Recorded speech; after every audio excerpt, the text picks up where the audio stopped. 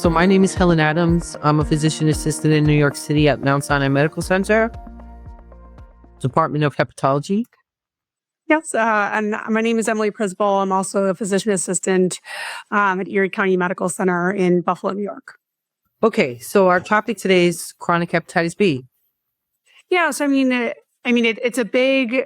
A lot of people have chronic hepatitis B. I think it's really important that we try to find these patients early on and get them in for treatment and monitoring. Yeah, I think it's really important. There's about 250 million people globally with chronic hepatitis B, and they account for about 1 million deaths a year from complications and progressive disease. And there's about 1 million Americans infected. So I think we have work to do. Yeah, absolutely. And catching these patients early on is so important to try and prevent, progression of scarring and fibrosis in the liver, and also catching them early to monitor for or screen for hepatocellular carcinoma. I feel that people kind of forget about that aspect of things, and it's really important. Yeah, very important, right? Because you can get hepatocellular carcinoma with chronic hepatitis B with or without cirrhosis. Less often without cirrhosis, right, but it can come. And so it's something that you just have to pay attention to and make sure that you don't forget to do that.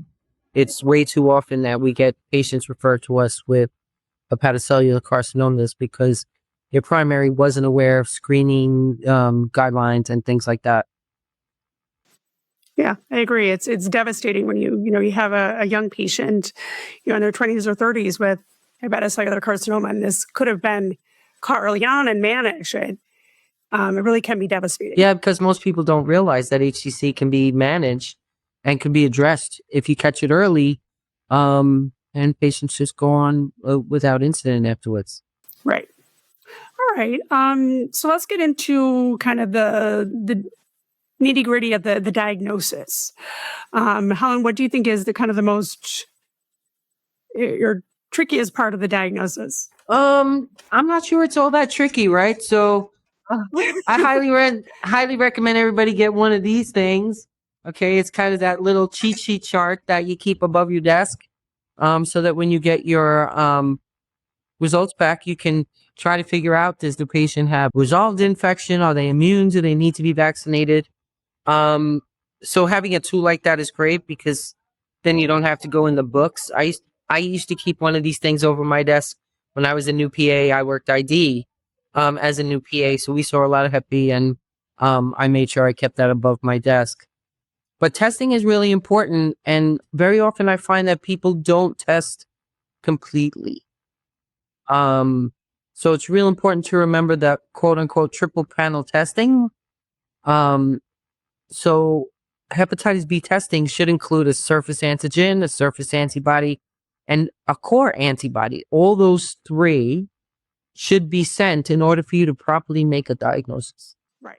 I agree. And I find that a lot of, in the emergency room, they're ordering the acute panel, which doesn't involve everything that you just mentioned. So yeah, it's really important to know what you're looking for and order the correct testing. And then once you get that positive surface antigen, then moving on and getting the BE status and the viral DNA. Yeah, it's important. And when you're just screening, the question very often is, who should we be screening? Well, actually, the recommendation is that you screen anybody over the age of 18 who's never been screened before. And if they have risk factors, you screen them a bit more often. Mm-hmm. All pregnant women, for every single pregnancy, get checked again for hepatitis B. And anybody, of course, who walks into your office and says, I need to be tested for Hep B, whether or not they're willing to tell you why, should be afforded the test. So, right. And every pregnant woman is screened. I think that's really important to obviously, be catching the pregnant women so they're not, transmitting this to the baby. That's another screening tool that's important. So, and nowadays, risk-based testing is important. Anybody who's been incarcerated, anybody who's ever had an STI. So I think it's important to remember that Hep B can be transmitted sexually. So it is a STI, right? So anybody comes in with any STI, anybody who has hepatitis C, anybody who has HIV, and anybody born in places around the world where the prevalence of Hep B is greater than 2%. Right. I agree. So once we, establish the diagnosis of chronic hepatitis B, obviously we need to do some further testing in terms of staging. What are your thoughts on liver biopsy versus other non-invasive testing? Yeah, so, I spoke to my colleagues about this, and I'm not sure I found anybody who thought it was necessary to do a liver biopsy in somebody who had Hep B. Usually a fibrosis, the diagnosis, so that's not what you're going to get from the biopsy. So doing a FibroScan or an MRE should be able to stage the fibrosis, and biopsy is not necessarily something you need.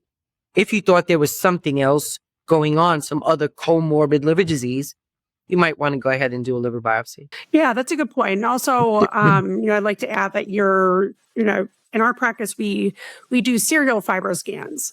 You're not going to be doing biopsy, year after year. So, the non-invasive testing is nice that you can compare them, each time that you do them to see if they're getting better or worse. So it's just a better tool for that scenario. Absolutely. I think it's a better tool too. So I also wanted to mention screening with respect to patients who are at risk for reactivation of hepatitis B. So hepatitis B can reactivate. Patients who've been exposed, don't have active infection, never really developed an illness. So somebody who's surface antigen negative, core antibody positive, and positive or negative for surface antibody. If they're going to get into a situation, or if they've developed a disease and require treatment that may immunocompromise them, so to put them in an immunocompromised state, you have to remember to recheck their Hep B titers and even their Hep B DNA to see if they have reactivation of that hepatitis B that they were exposed 2 years ago. Yeah, that's a good point. Yeah. Some of the newer drugs that we see patients, especially for like rheumatoid arthritis, things like that, put the patient in an immunocompromised state, and people who have been exposed to Hep B might require prophylaxis for that infection. So it's important. Yeah. People who are getting chemotherapy. Organ transplant. Yeah, there's a lot of different scenarios that it comes into play. And especially if patient has Hep C, they're probably never going to require prophylaxis while they're being treated for the Hep C. But after the Hep C goes away and you've cured it, which is so easy nowadays, you need to continue to monitor them to see if their Hep B reactivates. I just had an 85-year-old lady sent to me for cirrhosis management. So she has Hep C cirrhosis. And I realized that nobody ever checked her for Hep B reactivation. And she was treated and cured in 2016. And I sent a Hep B DNA, and she's got active infection right now. And she's cirrhotic. So that puts her at a lot of risk for developing HCC, her age, et cetera, et cetera. So sometimes you kind of have to step out of the box a little bit, but I'm thankful that I did that. But she was lost to hepatology follow-up for many years, and it never got picked up. Yeah, hepatitis B is an interesting, disease process that it isn't always linear, and sometimes the serologies don't always make sense. They don't always fit into one nice category, so it can be tricky. Yeah, it can be tricky, and sometimes you have to use that gut of yours and make a decision to go forward. And never worry about maybe over testing if you think that's what it is. It isn't. All right. So let's see. What would you say the top 3 takeaways for our listeners? For screening that we should remember? Yeah, about diagnosis in general or screening, what have you. I just think that we all need to remember that complete testing is proper testing, right? So you have to send that the whole panel. So if we have to think about HCC, we have to remember that basal core promoter mutations increase patients' risk. When somebody has active Hep B, HCC screening is essential. There are guidelines on who to screen and who not to screen, or when to screen, depending upon viral loads and things like that, age. And all of that is really easily accessible. So I think these things are real important to remember. And always remember risk factors. Don't ever be afraid to ask your patients questions. Yeah. I think I'd like to add that, sometimes the serologies can be a little funky, a little wonky. For example, I occasionally look at patients with both the BE antigen and antibody positive at the same time, or even a surface antibody and an antigen at the same time. You're likely just catching it right in that moment when they're likely converting. So when in doubt, just, retest in 3 to 6 months just to clarify. But yeah, you may get some wonky labs. Yeah, because sometimes you see patients, the antibody comes and then the antibody goes away again. You thought they were, had resolved the infection, and it's not really quite that way. And always you have to worry about when to stop medicine if you think they've resolved infection as well. And that, I think, is a whole nother topic, right? Of information, of discussion at another time, maybe.